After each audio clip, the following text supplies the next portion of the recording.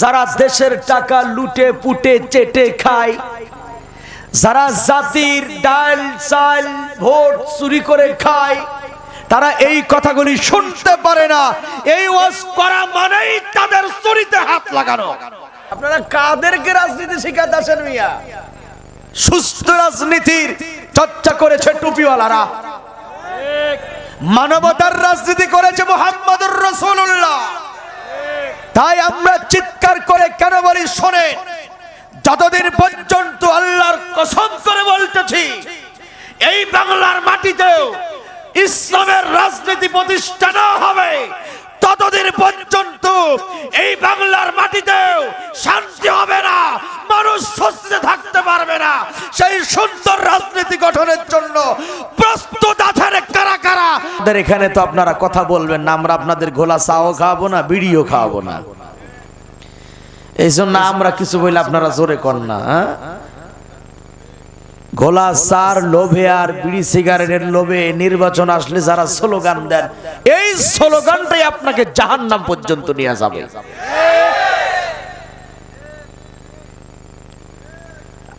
ঠিক পড়ে না একসাথে। এজন্য আসুন আজকে প্রথমে আমরা জেনে নেই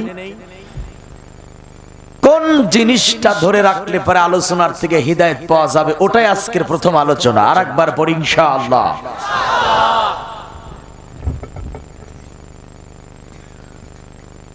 কোরআনুল কারিমে ১৫০০ বছর আগে এই ব্যাপারটা আল্লাহ পাক খোলাসা করেছেন যে কোরআনের বক্তব্য শুনে হিদায়াত পাবে কারা আর পাবে না কারা।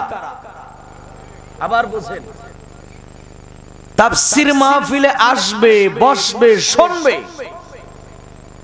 একদল মানুষ এখান থেকে হিদায়াতের মালা নিয়ে বাড়ি যাবে, আর একদল মানুষ এখান থেকে হুজুরকে খতম তারাবির মতো গালাগালি করতে করতে যাবে। কথাটা কার? মুখ খোলে না। একটা বোম, ককটেল বোম আমার কাছে এনে দেন, গার ভরে মারি, যেগুলো কথা কয় না। এই দুই দলের ব্যাপারে কথা বলেছেন আল্লাহ পাক। আমি বলবো, আপনি জীবনের সাথে মিলাবেন ইনশাআল্লাহ। বলেন দেখেন, মিলানোর পরে আপনি কোন কাতারে পড়েন? হিদায়াতের পক্ষে না গুমরাহির পক্ষে? এটা আপনাকে মিলাতে হবে। আপনাকে আমাদের দেশে তো মানুষ হিসাব কিতাব না করেই যারে তারে জান্নাতে ঢুকায়া দেয়। কথা কয় না কে? জান্নাত তোমার বাপের কিনা পৈতৃক সম্পত্তি নয় যে তুমি মৌলবি যারে পছন্দ করবা তারে জান্নাতি বানায়া দিবা, আর যারে পছন্দ হবে না তুমি তারে দূরে ঠেলে দিবা। জান্নাত কারো বাপের নয়। হিসাব কিতাব মিলান, হিসাবে যদি জান্নাতি হয় তো আলহামদুলিল্লাহ, হিসাবে যদি জাহান্নামের কাতারে থাকি, আজকের মাহফিল থেকে তওবা করে আমরা এখান থেকে মুমিন হয়ে বাড়ি যাব ইনশাআল্লাহ। এটাই তো মাহফিল নাকি ভাই? দিলের কান লাগা। আর আপনারা কয়জন দাঁড়ায় আছেন কে? বসা কষ্ট বেশি না দাঁড়ায় থাকা কষ্ট বেশি? কোনটা? বসে বড় যুবকেরা ভাই চলে আসো। দাঁড়িয়ে থাকার ভিতর কোনো ফায়দা নাই, আসো। আমি বুঝি না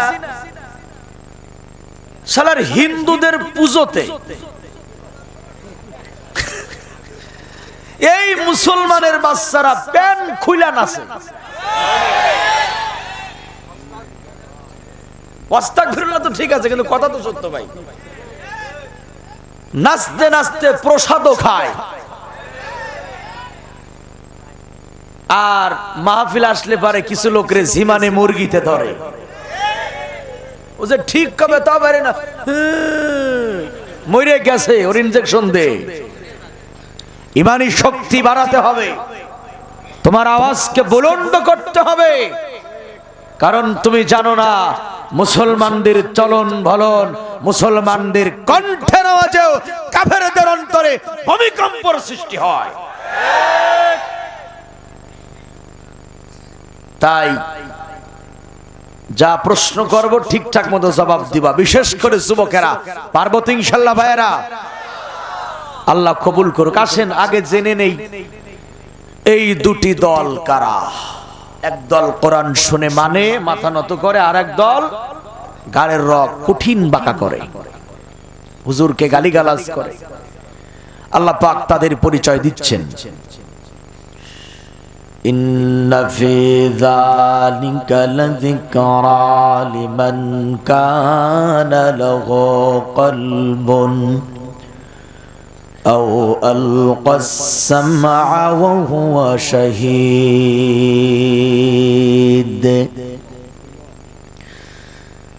আল্লাহ বলেন কোরআনুল কারীমে উপদেশ রয়েছে তার জন্যে। কোন সে ব্যক্তি? দেখতে কেমন সে ব্যক্তি? আল্লাহ বলেন যার উপলব্ধি করার মতো সুন্দর একটা মন আছে। সুবহানাল্লাহ পড়েন না, খুব ভালো করে বুঝবেন।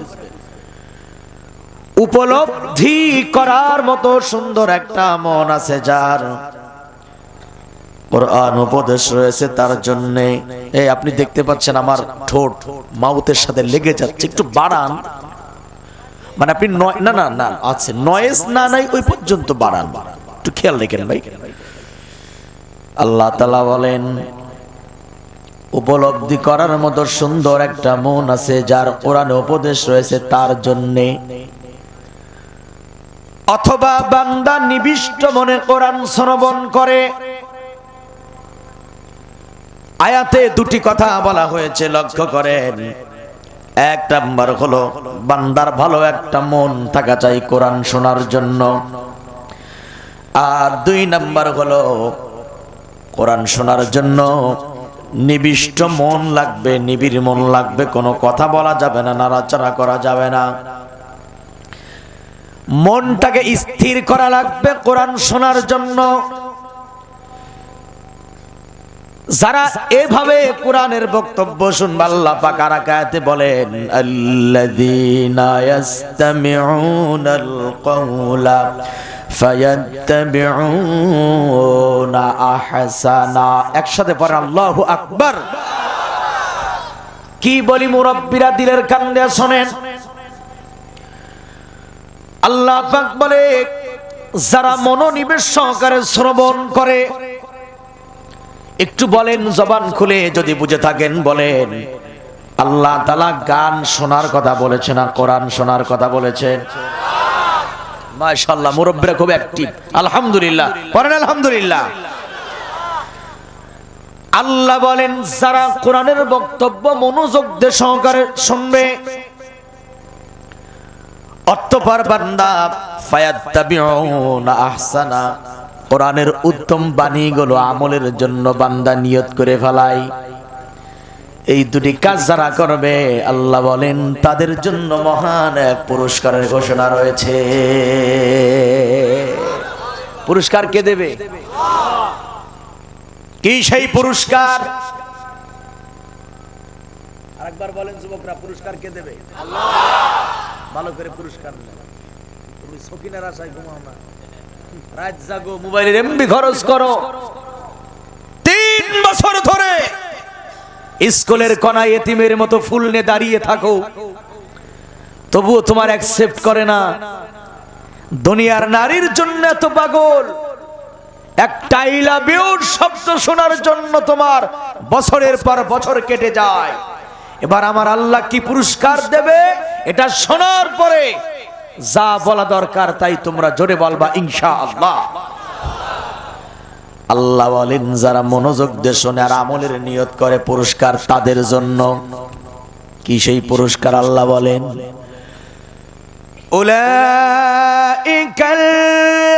উলাইকাল্লাযীনা হাদাহুমুল্লাহ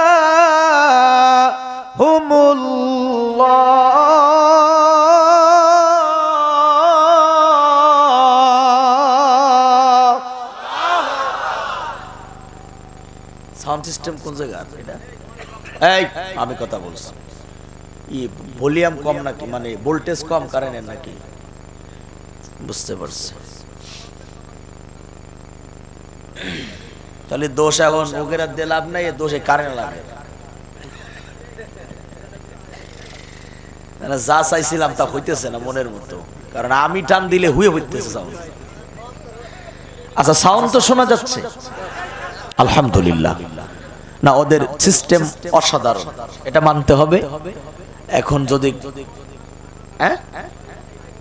না না তাহলে আবার ক্যাঁ করে উঠবে না, থাক আলহামদুলিল্লাহ। তবে যতদূর দেওয়া যায় আর কি। আল্লাহ বলেন পুরস্কারটা হলো, যুবকরা আল্লাহর পুরস্কারে ঘোষণা শুনে নাও। যারা মনোযোগ দিয়ে কোরআন শুনবে, আমলের নিয়ত করে, আল্লাহ বলেন ওই মহান পুরস্কার হলো তাদের জন্য হিদায়েতের মালা। আল্লাহু আকবার বলেন। হিদায়েত যে পাবে এর চাইতে বড় ভাগ্যবান ব্যক্তি পৃথিবীতে আর নাই। যার কাছে হিদায়েতের মালা নাই সে হলো সবচাইতে বড় হতভাগা। গোটা পৃথিবী হাতের মুঠে আছে, হিদায়েত নাই, সে হলো বড় এতিম। আর আপনার কাছে দুনিয়ার ধন নাই, দৌলত নাই, কিন্তু হিদায়েতের মালা আছে। আপনারা চাইতে ভাগ্যবান আর বুদ্ধিমান পৃথিবীতে কেউ নাই। এ কথাটাও আল্লাহ, এ কথাটাও কার? উলাইকা হুম উলুল আলবাব।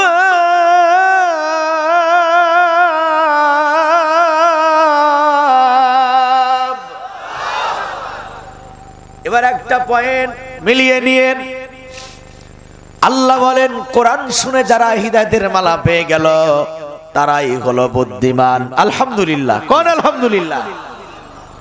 ওই শালারা আমাদেরকে বোকা বলে। শালারা চেনেন? শালারা কারা? শালারা গালি না, এটা বোনের ভাইকে শালা বলে।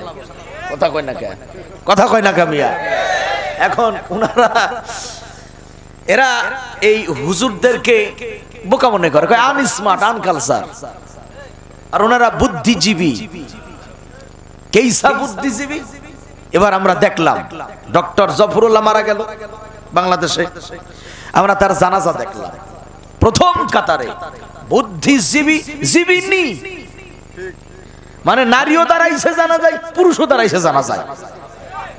আপনাদের গ্রামে মানুষ মরলে মহিলারা কি জানা যায়? যায়? আরে কথা কয় না কে? মহিলারা কি যায়?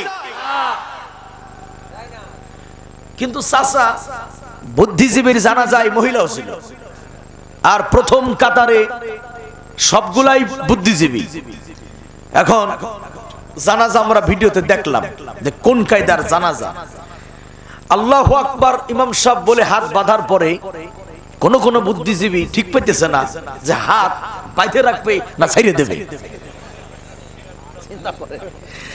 আবার কোন বুদ্ধিজীবী হাত একবার উঁচু করে একবার নিচু করে, আর চোরের মতো ডানে বামে তাকায় যে কে কি করতেছে।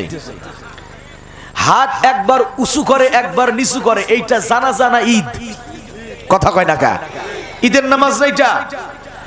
আবার কোন কোন বুদ্ধিজীবী হাত এই নামায়ও না উঠায়ও না, এরকম করে রাখছে। কি করবে? খুঁজে দিশে পাইতেছে না খুঁজে। আপনি বোঝেন 20 বছর পড়াশোনা করার পরে, 30 বছর পড়াশোনা করার পরে ভার্সিটির বারান্দায় ঘুরলো, এরপরে নামের আগে লিখলো বুদ্ধিজীবী, ডক্টর অমুক তমুক। আর আমি বলি যারা 20 বছর পড়াশোনা করার পরে মানুষ মারা গেলে জানাজার নামাজ কোন পদ্ধতিতে পড়ে এই পদ্ধতি যে জানে না, যেই বুদ্ধিজীবীরা জানে না, গোটা পৃথিবীর মানুষ তাদেরকে বুদ্ধিজীবী বলতে পারে। আল্লাহর কসম, কোরআনের ভাষায় এদের চাইতে গাধা আর জাহেল আর মূর্খ জমিনের একটাও হতে পারে না।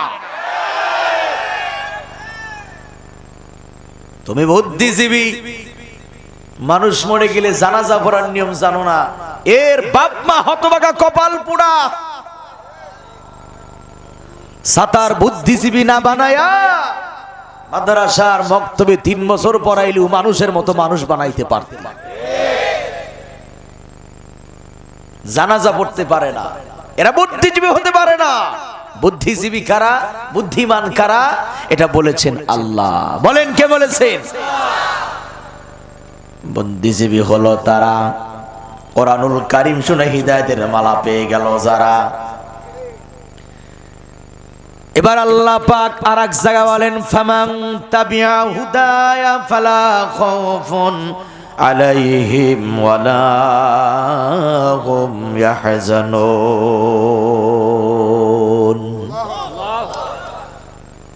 প্রত্যেকটা কথা ভালো করে বোঝার চেষ্টা করেন। আল্লাহ তাআলা বলেন হিদায়াতের গ্রন্থ যারা মানবে, এই কোরআনকে যারা মানবে, কোরআন দিয়ে যারা জীবন সাজাবে, আমার আল্লাহ বলেন তাদের কোনো ভয় নাই। কোরআন যারা মানবে তাদের কোনো প্রকার চিন্তা নাই। বলেন কথাটা কার? ওয়াদাল হক, আল্লাহ পাকের ওয়াদা সত্য, আল্লাহর ওয়াদা মিথ্যা হয় না। কিন্তু বলেন ভাইরা, আমাদের সঙ্গে কত মানুষ ওয়াদা করেছে, ওয়াদার ধারে কাছেও যায় না, এমন মানুষ আছে না নাই? কতজন বলেছে ওই এই কয় টাকা কেজি চাল খাওয়াবো, ঘরে ঘরে চাকরি দেব, কিন্তু ঘরে ঘরে চাকরি না থাকলেও ঘরে ঘরে বেকার আছে। কথা কয় না কেন? ঘরে ঘরে চাকরি নাই, ঘরে ঘরে কি আছে? বেকার আছে। তাই চাপাবাজি বন্ধ করতে হবে, চোখ কান খোলা রাখতে হবে।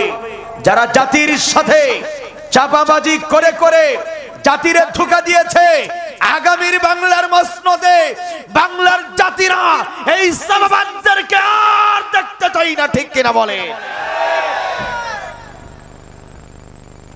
তাই তো কবি বলেন এবারে ভোট দেব ভাই সেই মানুষের যে মানুষ পক্ষে তাকে আল কোরআনে। ও ছাতা দিয়েও বা করবো কি? দে এক জায়গা, যায় আর এক জায়গা। কথা কন না কেন? দিলাম এক জায়গা, চলে যায় আর এক জায়গা। এটা মানুষের হক নষ্ট করা। আর মানুষের হক যারা নষ্ট করে, মনে রাখবেন নামাজ পড়েন নাই, আল্লাহ ইচ্ছা করলে মাফ করতে পারে, সেটা আল্লাহর একান্ত ব্যাপার। কিন্তু মানুষ হয়ে মানুষের হক মেরে খাইছে, এটা ওই বান্দা যদি আপনাকে মাফ না করে, আল্লাহ আপনারে মাফ করবে না। ঠিক কিনা বলেন? তাই বলি চোখ কান খোলা রাখবেন ভাইয়ার আমার। চোখটি বোঝে মুখটি গোজে থাকবা কত কাল, দেশটা মদের চষে কইল ওই শগুনের পাল। ঠিক যারা কইতে চায় না তারা কোন দলের তাও তো বুঝি না। শগুনের জাত, শগুনের পাল বাংলাদেশে আছে না নাই? চোখটি বোঝে মুখটি গোজে থাকবা কত কাল, দেশটা মদের চষে কইল ওই শগুনের পাল। তাই তো মদের দেশটা আজ রক্তে লালে লাল। ও চাচা কথা কন ঠিক কিনা? একটু বাড়াও। চোখটি বোঝে মুখটি গোজে থাকবা কত কাল, দেশটা মদের চষে কেন ওই শগুনের পাল। তাই তো মদের দেশটা আজ রক্তে লালে লাল, তাই তো মদের দেশটা আজ রক্তে লালে লাল। চোখটি বোঝে মুখটি গোজে থাকবা কত কাল, দেশটা মদের চষে কেন ওই শগুনের জাত। শগুনের জাত এই বাংলাদেশে আছে না নাই? আল্লাহ বলেন কোরআন যারা মানবে তাদের ভয় নাই, তাদের কোনো প্রকার চিন্তা নাই। আমার দিক তাকান।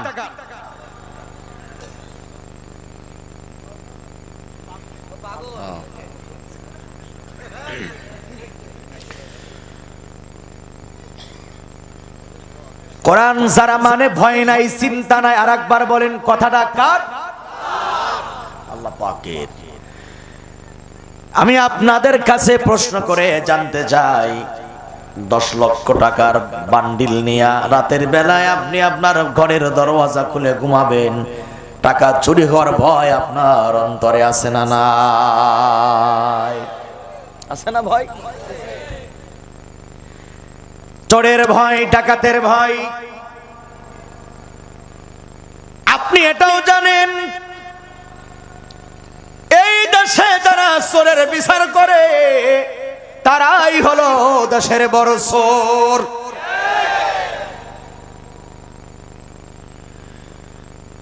আল্লাহ বলেন কোরআনকে জীবনে সব জায়গা মেনে নাও, বাস্তবায়ন করে নাও।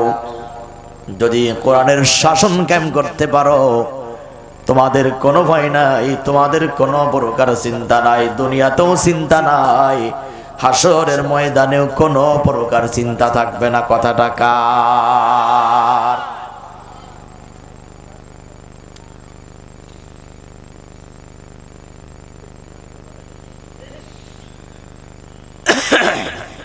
তাকান, এদিক তাকান, কিছু বসে নিয়ে যা। কোরআন মানলে ভয় নাই, চিন্তাও নাই। এখন রাস্তাঘাটে চলতে গেলে চিন্তাও আছে, ভয়ও আছে, আছে না নাই?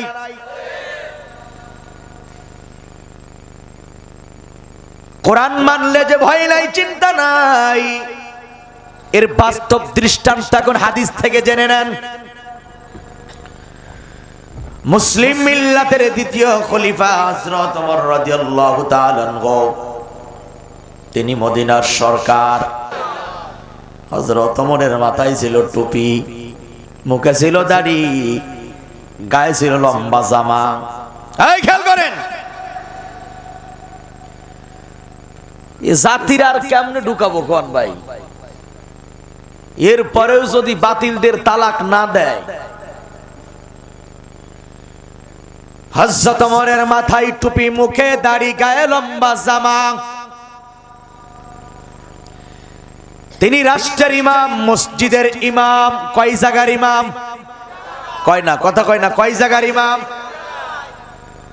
এই আপনারা যারা হুজুরদেরকে বলেন ও হুজুর তোমরা কেন রাজনীতি করবে, কথা যারা বলেন তারা ভালো করে শোনেন।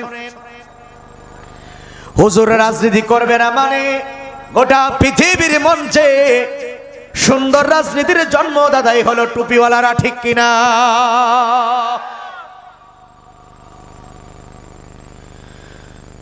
কথা হিসাব কিতাব করে কবেন। হযরত ওমর মদিনার সরকার, রাষ্ট্রের ইমাম, আবার মসজিদে নববীর ইমাম। আমরা সত্য কথা কইলেই তো অনেকের জ্বলে।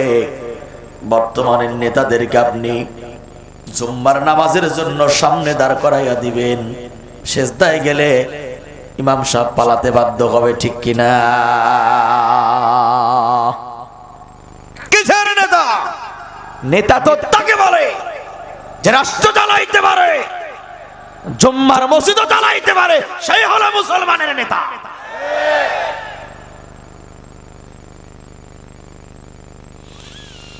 হযরত ওমর মদিনার সরকার, গোটা পৃথিবীর অর্ধেক শাসন করে। আল্লাহু আকবার বলেন। ইতিহাস জানতে হবে তো মিয়া। তোর বাপে করবে,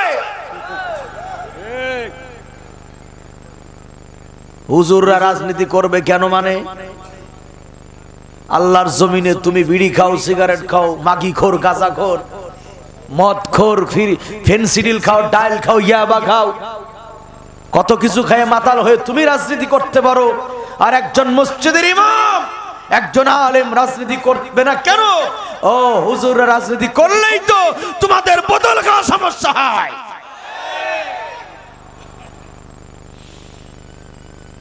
ভালো করে বোঝেন আমার ভাইয়েরা। হযরত ওমর অসুস্থ হয়ে বিছানায় পড়ে গেল। যুবক ভাইয়েরা কান লাগায়া শোনেন।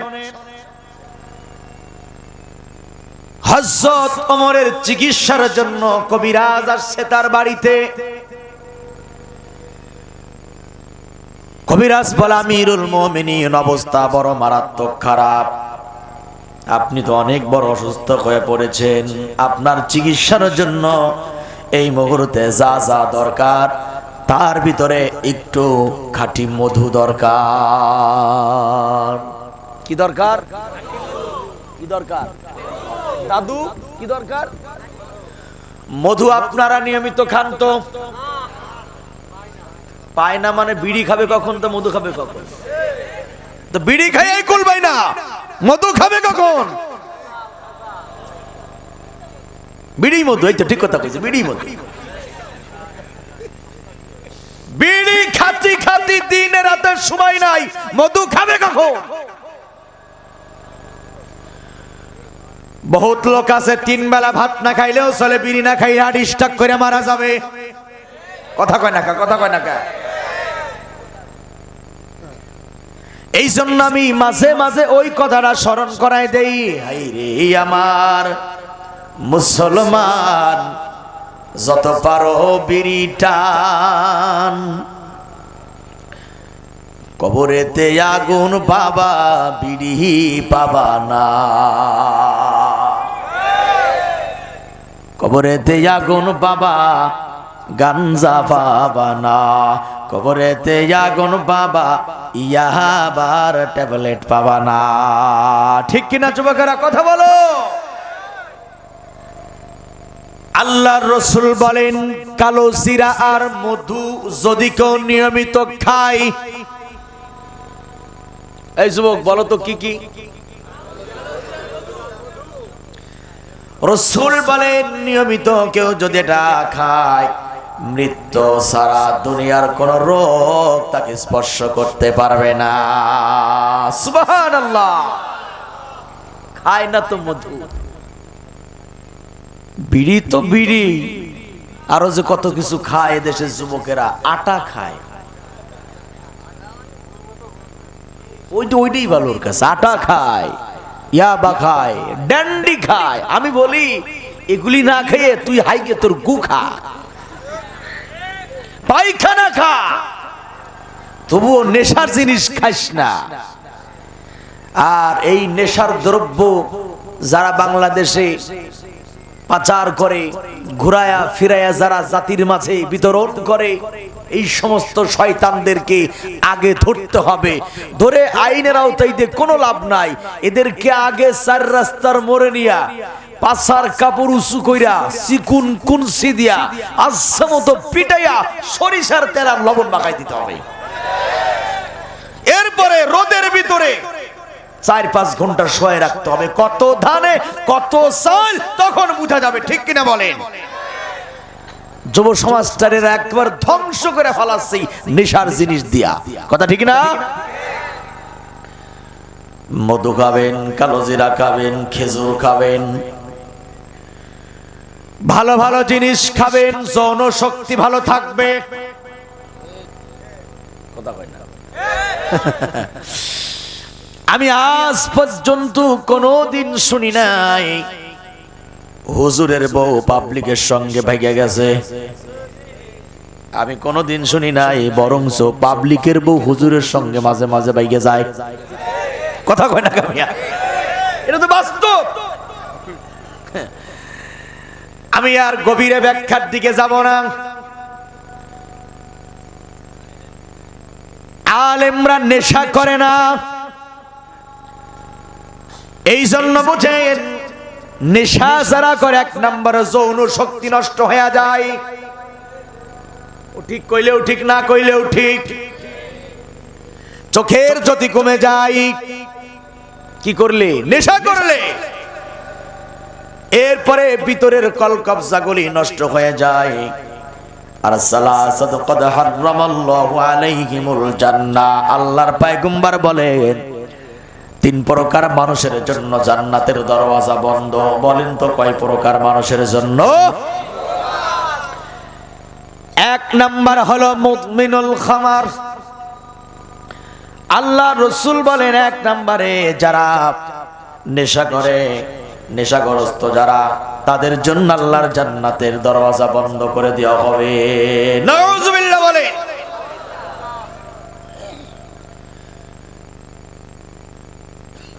সমস্ত প্রকার নেশাকে ছেড়ে দেন, ভালো জিনিস খাবেন, শরীর ভালো থাকবে। এখন কিছু নেশা আছে জবান দিয়া খায়, আর কিছু নেশা আছে চোখ দিয়া টেনে নেয়। কথা বোঝে নাই? চোখের নেশা নাই। রাস্তায় সুন্দরী দেখছে, এবার বেহায়ার মতো তাকায় আছে, চোখের পলক আর ফালায় না। এইটা হলো জিনাল ইয়াদাইনিল্লাহ, চোখের জিনা। যুবক বলে আমি তোমার দেখে ক্রাশ খাইছি, ক্রাশ। কি খাইছে? ক্রাশ। মানুষের ভাষায় সেটা ক্রাশ, রাসূলের ভাষায় সেটা হলো চোখের জিনা। হযরত ওমর বলে আমার চিকিৎসার জন্য মধু লাগবে। বলে হ্যাঁ। একটা রাষ্ট্রের প্রধান, তিনি বলে এই মুহূর্তে দেবার মতো এক ফোঁটা মধু আমার ঘরে নাই। সুবহানাল্লাহ। অন্তর দিয়ে বোঝেন কথাগুলা। এই ছেলেরা, এই দাঁড়াইছিস কে? নড়াচড়া ছুটো পড়ে। ডাক্তার যখন অপারেশন করে, রোগী যদি নাড়াচাড়া করে অপারেশন ভালো হয় না। মনোযোগ দিয়ে শোনো, ভিতরের রুহানি রোগগুলা কোরআন সুন্নাহর অস্ত্র দিয়া কেটে ফেরে মুছে তাওহীদের বীজ ভিতরে ঢুকাইতে হবে। ঠিক কিনা বলেন? তাই বলে আমার দিক তাকায় তাকায় কথাগুলা শুনবা। এই খোঁচাখুচি করো, আমি কিন্তু খুব খারাপ, রেকর্ড আছে, নাইমে গিয়ে কিন্তু থাপড়াইছি। এটা ক্লাস চলছে না? দুষ্ট গরুর চাইতে শূন্য গোয়াল ভালো। হয় আদবের সাথে বসবা, না হলে চলে যাবা, কোনো সমস্যা নাই। সব চলে যাক, আমি সময় মতো ওয়াজ করেই যাবো ইনশাআল্লাহ। কেউ না থাক, ওই দুজনকে শোনাবো মাইকোলারে, ওরা তার মাইক থেকে যেতে পারবে না। এজন্য তরুণ ভাইরা, তোমাদের বেশি ভালোবাসি, তাই তোমাদের দিকে নজর বেশি। কথা বলে মনোযোগ দিয়ে শোনো। হয়তো মাহফিল থেকে দুই একটি কথাও যদি নিয়ে যেতে পারো, এটাই জান্নাতে যাওয়ার ওসিলা হতে পারে। কথা ঠিক কিনা বলেন? হযরত ওমর বলে আমার ঘরে দেওয়ার মতো কোনো মধু নাই। একটা রাষ্ট্রের প্রধান, তার ঘরে দেওয়ার মতো কোনো প্রকার মধু নাই। এবার কবিরাজ বলে আমিরুল মুমিনিন, আপনি যদি বলেন তাহলে রাষ্ট্রের বাইতুল মালে যে মধু জমা আছে, যদি আপনি বলেন ওখান থেকে সামান্য একটু মধু নিয়ে আসবো। এবার ওমর বলে খবরদার খবরদার খবরদার, ওই বাইতুল মালের মধুতে হাত লাগাবা না। কারণ হলো ওই বাইতুল মালের মধুর মালিক আমি ওমর নয়, বরং দেশের জনগণ। আর এই দেশের জনগণের অনুমতি ছাড়া ওই মধুতে হাত লাগানো আমানতের খেয়ানত। দেখেন, এই সাবজেক্ট গুলা বাতিলরা পছন্দ করে না। এই কথা বললেই তো ওরা ধরা খাবে। কি ধরা খাবে? যারা দেশের টাকা লুটে পুটে চেটে খায়, যারা জাতির ডাল চাল ভোট চুরি করে খায়, তারা এই কথাগুলি শুনতে পারে না। এই ওয়াজ করা মানেই তাদের চুরিতে হাত লাগানো।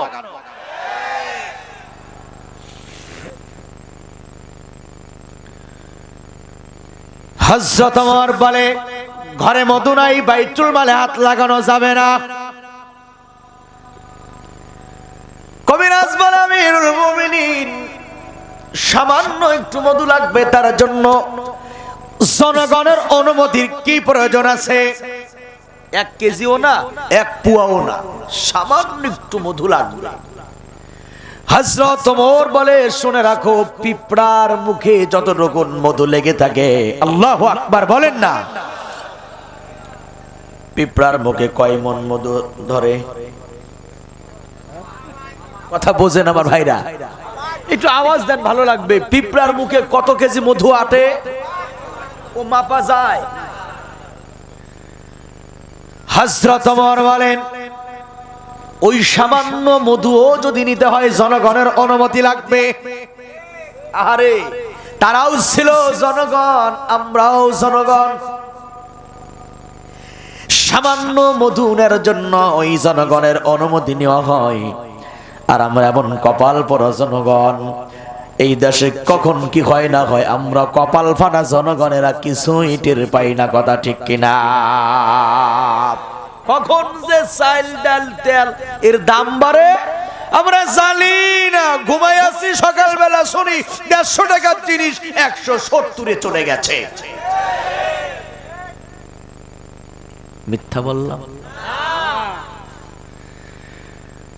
ভাইয়েরা আমার ভালো করে বোঝেন, হযরত ওমর বলে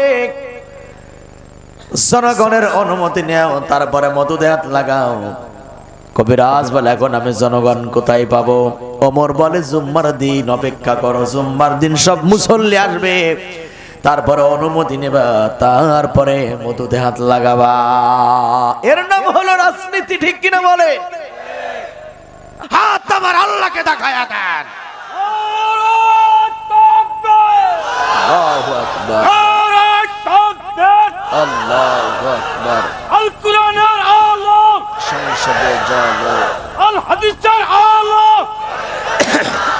আমার নিকট তোমার নিকট ইসলাম ছাড়া অন্য কিছু, হুজুর ছাড়া অন্য কিছু। মাশাআল্লাহ, আল্লাহ কবুল করুক, আমরা বলি আমিন। এই জজবা, এই ইমানি শক্তি আল্লাহ যেন ময়দান পর্যন্ত কবুল করে, আমরা বলি আমিন।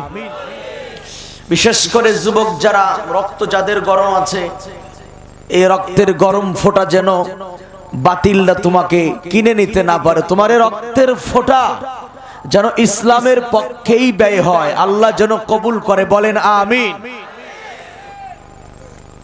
মানবতা কাকে বলে, গণতন্ত্র কাকে বলে শিখে রাখেন। হযরত ওমর বলে জুম্মার দিন মুসল্লি আসবে, অনুমতি নেবেন, যদি অনুমতি দেয় মধু নেবেন। ওয়াল্লাযীনা হুম লিআমানাতিহিম ওয়া আহদিহিম রাউন। যারা আল্লাহকে ভয় করে তারা আমানতের খেয়ানত কখনো করে না, ওয়াদা বরখিলাফ তারা করে না। পিছনে ভাইরা ভালো একটা দেখা যাচ্ছেন, আপনারা কি শুনতেছেন কথা? একটু হাত তুলে করে বুঝাবেন, কথা কি শুনতেছেন আপনারা? আলহামদুলিল্লাহ, জি মনোযোগ দিয়ে শুনেন, আর 50 গ্রাম সনটা বাড়িয়ে দাও। হযরত ওমর ফারুক বলেন জুম্মার দিন ওয়েট করো। এবার জুম্মার দিন চলে আসলো, খেয়াল করেন, হাজার হাজার মুসল্লি, সব ঘটনা খুলে বলা হলো। এবার মুসল্লিরা এটা শোনার পরে তারা অবাক হয়ে গেল। মুসল্লিরা বলে, জনগণ বলে এটা কেমন মানুষ, এটা কেমন রাষ্ট্রপ্রধান, সামান্য মধু লাগবে, তার জন্য আমাদের অনুমতি চাই। তার মানে হলো ওমর আমাদেরকে প্রচন্ড রকম ভালোবাসে। সুবহানাল্লাহ। না হইলে একটু মধুর জন্য অনুমতি নেয়, আমাদের খুব ভালোবাসা ওমর। এবার জনগণ হযরত ওমরের জন্য আল্লাহর কাছে দোয়া করেন, হাত উঁচু করে, রব্বুল আলামিন তুমি ওমরকে সুস্থতা দান করে দাও। হাজার হাজার জনগণ ওমরের জন্য দোয়া করে দিল, মালিক ওমরকে সুস্থ করে দাও। আল্লাহ রাব্বুল আলামিন মুসলমান মুমিনদের দরবরকতে হযরত ওমরকে মধু ছাড়াই পরিপূর্ণ শিফা দান করেছে। একটা রাষ্ট্রপ্রধানের জন্য মানুষ দোয়া করে কলিজার থেকে, কখন?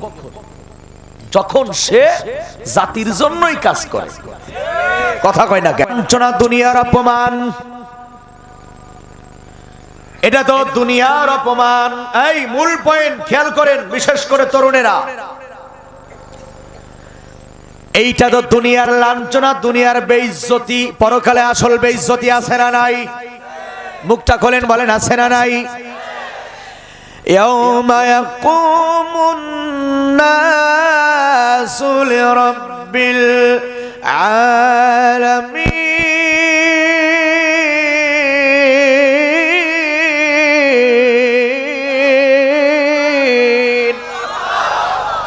সেদিনে রবের সামনে, প্রতিপালকের সামনে আমাদের সবাইকে দাঁড়াতেই হবে, বলেন হবে কিনা? আল্লাহর সামনে সকলকে দাঁড়াতে হবে।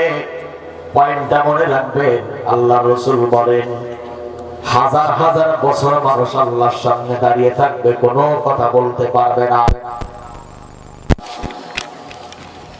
মানুষ দাঁড়িয়ে থাকবেন, নড়াচড়া করবে না, কথা বলার দুঃসাহস পাবে না সেদিন। এই ভাই, এই আপনাদের সমস্যা কে? ও প্রস্রাব প্রস্রাব হলে কিছু বলার নাই। যদি প্রস্রাবের নাম করে কেউ বিড়ি খাওয়া আল্লাহর কাছে আমার অভিযোগ আছে। এত সুন্দর পরিবেশ এটা শুধু কোরআনের মাহফিলেই হয়। তাই আপনি মাঝখান থেকে হুটহাট করে উঠতে পারেন না, উঠার একটা আদব আছে। অন্তত আমাকে ইশারা করবেন। আর সারা রাত বয়ান হবে না, আর কয়েক মিনিট কিছু সময়। এজন্য তুমি তো সারা রাতই থাকো, এজন্য এই কোরআন এবং হাদিসের মৌলিক কথাগুলো ভালো করে আগে বোঝেন। আল্লাহর সামনে পৃথিবীর সব মানুষ দাঁড়াবে কিনা বলেন? পালানোর কোন সিস্টেম আছে? সেদিন মনে হয় ক্ষমতা ধরেরা তাদের লাঠিয়াল বাহিনীর বলে, তাদের চামচাদের বলে তারা মনে হয় কোন কায়দায় চুরি চামারি করে জান্নাতে যেতে পারবে। জোরে বলেন হ্যাঁ না না? যাওয়া যাবে? যাওয়া যাবে না। বরঞ্চ কি হবে, দিলের কান লাগায় শোনেন। মানুষ হাজার হাজার বছর আল্লাহর সামনে দাঁড়িয়ে থাকবে, কথা বলার সাহস পাবে না। কিন্তু রাসূল আমার বলেন, ইউখাফফাফু আলাল মুমিন হাত্তা ইয়াকুনা কাস-সালাতিল মাকতুবা। জোরে কোন আলহামদুলিল্লাহ। আল্লাহ রাসূল বলেন, কিন্তু যারা মুমিন, কোরআন যারা দুনিয়াতে আমল করেছে, যারা কোরআন মেনে জীবন চালিয়েছিল, আল্লাহর রাসূল বলেন মুমিন বান্দা বান্দি যারা হাসরের ময়দানে তাদের কোনো ভয় থাকবে না। বরঞ্চ 4 রাকাত ফরজ নামাজ পড়তে যে কয় মিনিট সময় লাগে, হাজার হাজার বছরের সময়টা ইমানদারের কাছে ফরজ নামাজ পড়ার সমান মনে হবে।